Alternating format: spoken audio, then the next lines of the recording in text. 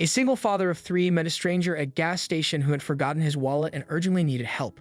The dad offered his last $2, only to receive the surprise of his life the next day. Stuart knew that many people worldwide had worse lives than he did. However, today he was feeling discouraged. He was a single father of three kids who had just lost their mom to cancer. Immediately after, they lost their house because he had to sell it to pay the medical bills, and he lost his job due to too many absences and tardiness while caring for his wife when she was sick. Unable to afford rent in Oakland, he decided to live in the local tent city with his kids. It was terrible. He never imagined what his life would become, and every day felt worse than the previous one. Without a stable job, Stuart could only work in the mornings while his kids were at school, and part-time work in an expensive city like Oakland wasn't enough. He was also still paying off debts.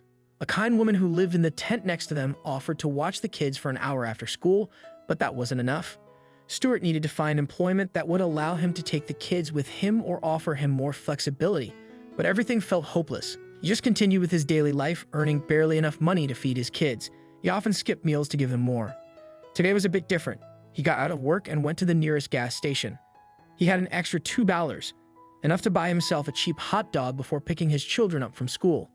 It was a little treat for himself, and although it made him feel a bit guilty, he still wanted to do it. As he walked toward the gas station, he saw a man panicking next to a car. "Sweetie, calm down. I'll fix this," he heard the man say to a woman in the passenger seat. Stuart wondered why they were so agitated, but it wasn't his business, so he continued walking until the man called out to him. Sir, the man hollered and ran towards Stuart. "Yes, is everything okay?" Stuart asked, confused. "Sir, I'm so sorry to ask, but my wife's in labor and we're out of gas. I left my wallet and phone at home as we were rushing out. Is there any way you can help me?" the man asked, his desperate eyes tugging at Stuart's heartstrings. Stuart pursed his lips and furrowed his brow.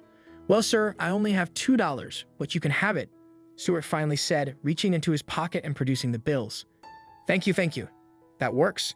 I had a few coins in the car, but I can fill up a gallon and reach the hospital with that," the man said, taking the bills with all the gratitude in the world. Hi, Matthew. Please give me your contact information so I can pay you back." Stuart shook his head. "There's no need, really. I only hope your wife and baby get to the hospital safely," he smiled. "No, please, I insist," Matthew continued. "All right, I'm Stuart," he responded and gave him his number. He watched as Matthew filled up what he could in his car and rushed out of the gas station. They must have had an empty tank if they were so desperate, but that's what happens when you're pregnant. Your mind goes crazy. And all that matters is the coming child, Stuart thought as he walked away from the gas station. His belly would remain empty that day, but at least he'd done a good deed and helped a new family. The following morning, it was bright and early, and the sun was shining through the tent. He'd be sleeping in a little longer if the phone hadn't started to ring with a video call. "Stuart, hello." Matthew cheered with more energy than Stuart had at the moment. "Oh, Matthew," Stuart said groggily, rubbing his eyes. "Our baby's here. Look," the happy man said and showed Stuart the baby. "Congratulations." Stuart responded, smiling. His kids had woken up and moved closer to see the camera. The single dad had told them what he did yesterday, and they also congratulated their new father. "Listen, Stuart, I need you to come to my office around noon." "I have something to tell you," Matthew said. "Can you make it?" "Noon? Well, I think so, but I don't have much time before I have to pick up my kids," Stuart replied. "Don't worry, I don't need much time from you today," Matthew stated cryptically and gave him an address to an office downtown. "Listen, I want to thank you for what you did yesterday. I could tell those $2 were all you had that day, and you still gave them away," Matthew said. They were in his office, and Stuart was impressed. He had no idea that the man he helped was the owner of a company and wondered if he could ask for a job. "You're welcome, sir.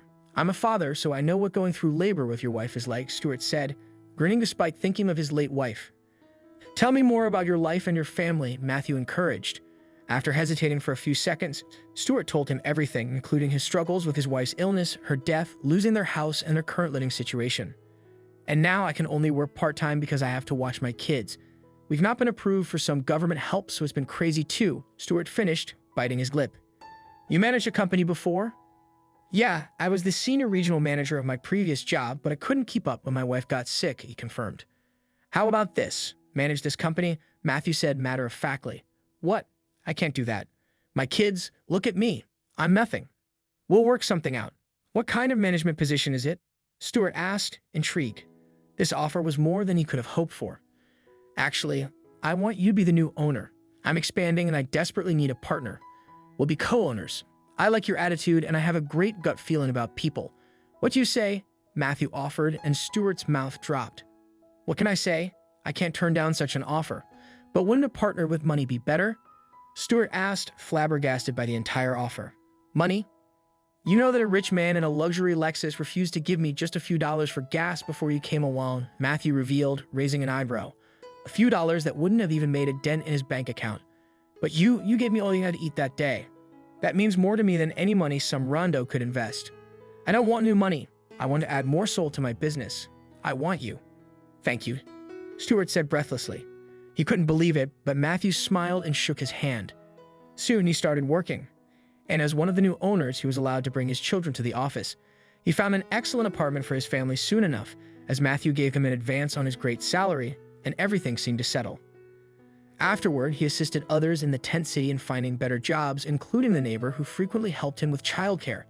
He excelled at his work, and though the pain of his wife's passing never truly disappeared, he now had a purpose. His hope had returned, and his children no longer had to live in poverty. Life was good again.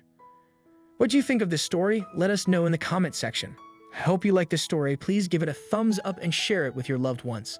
Also press the bell icon to never miss the update from our channel. Thank you.